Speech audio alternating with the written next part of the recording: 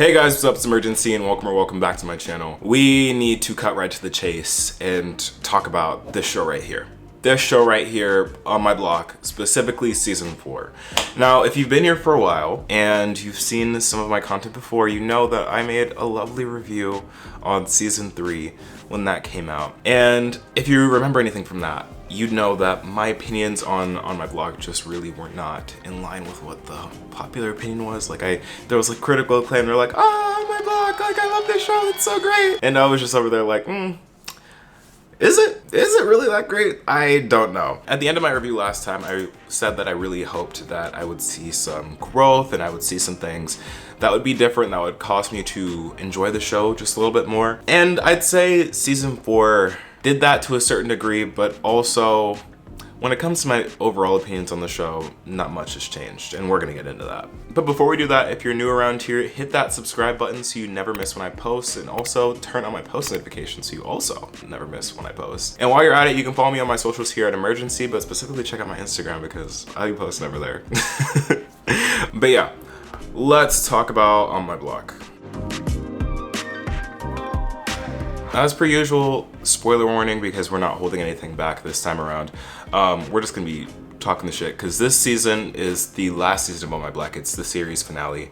And it was really meant to pull everything together, bring things to a close, and I feel like they did that.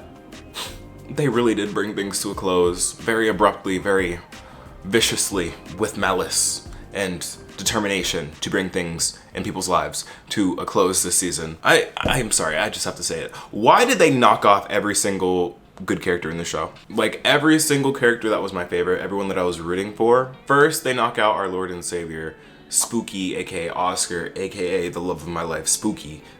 And that was already traumatic enough because Spooky really didn't deserve any of that. He was about to have a life of his own. He was trying to help his brother Caesar, and Caesar was already going through his own stuff. Like I honestly, in my heart of hearts, believed that Spooky should have just left Caesar. I'm just saying, he should have left him to his own devices, left him a little caretaker, a little aide. He tried to do that with, what's the guy's name? Scar Eyes? Sad Eyes? Yeah, I think Sad Eyes. He tried to do that with him, but that didn't really work. I just think Caesar had, of course, had so much love for his brother, but personally and selfishly, I think that he should have went off and been with his family, because it was just so sad that he got murked right after he got on the phone with his wife. Pretty much he hung up because he was going to get murked, and that would have been so traumatic for her.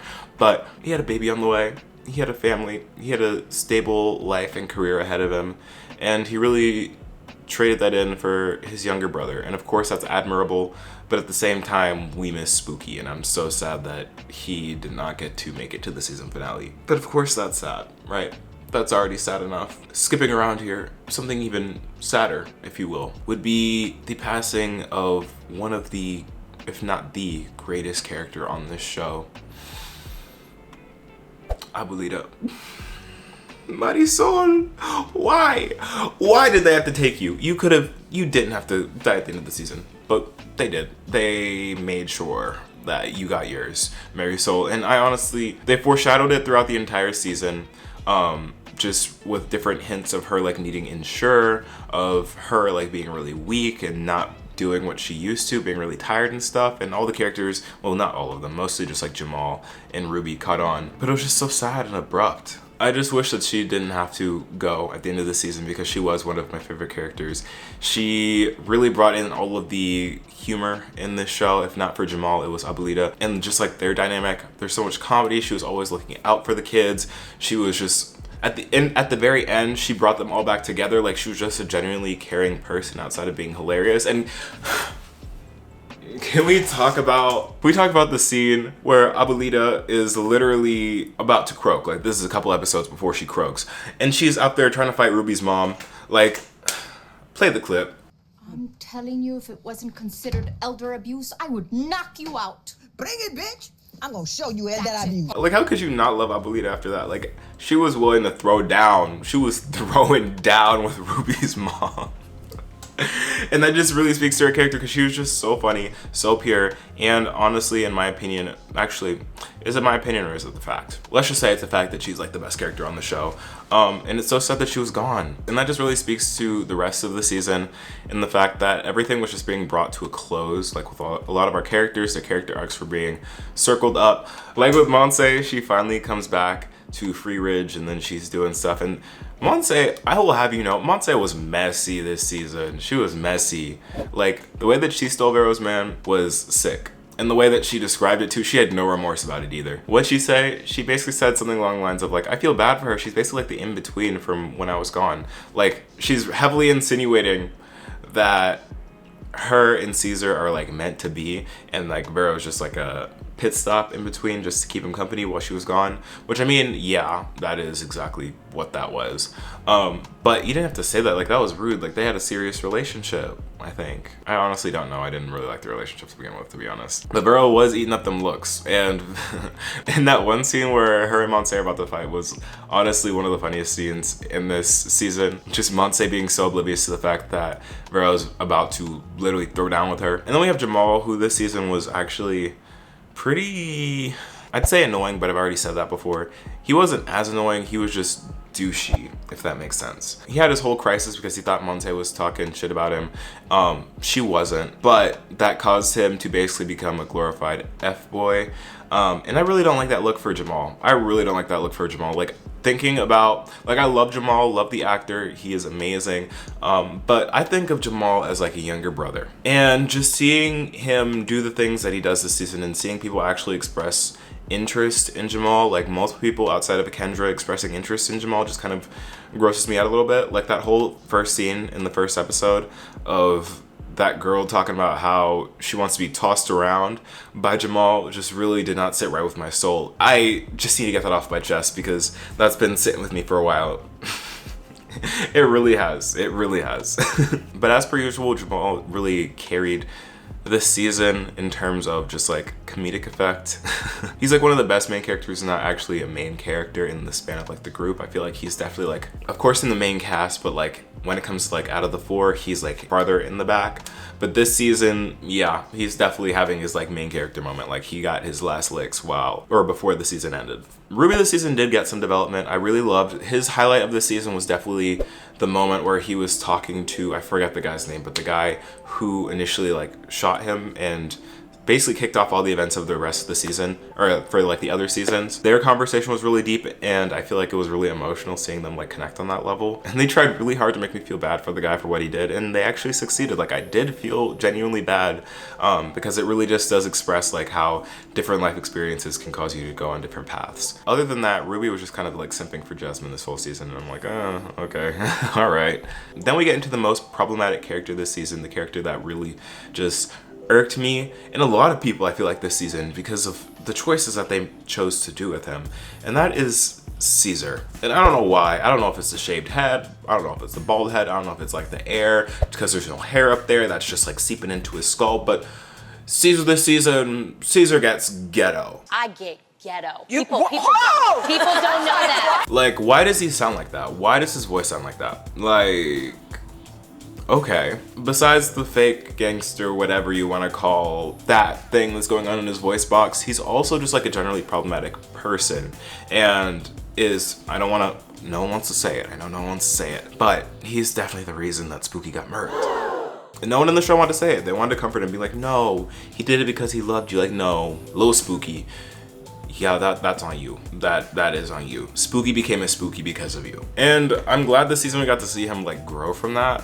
But still, if he just opened up or just had a conversation with someone, or I don't know, tried to like listen to anything he used to believe in before this season, then maybe he wouldn't have gotten himself in that situation and things wouldn't have turned out that way. But of course, this season does a really good job at expressing that no one is really safe, no one is innocent in this sense, because this all did end up falling apart because of like the different stresses and external factors that each of the characters were facing after season 3, which is understandable. Do I like it? That's a different question. And then I'd say my favorite person this season, and someone that I really did not expect to like, was Jasmine.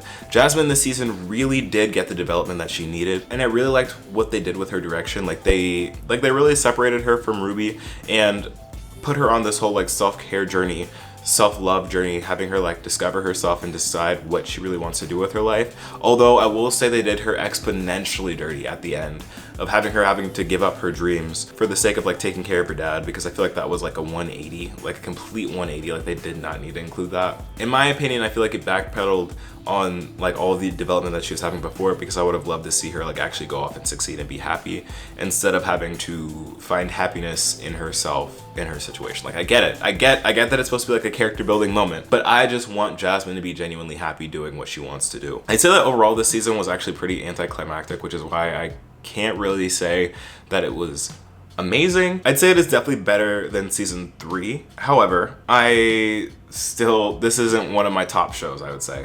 I feel like a lot of things were built up that weren't really delivered on in the way that at least I expected them to. Like everything sort of like sizzled out. Like even with major characters dying this season, it didn't really seem like they got like a full moment to grieve. Like they got their one episode, and then after that it was pretty much life as normal.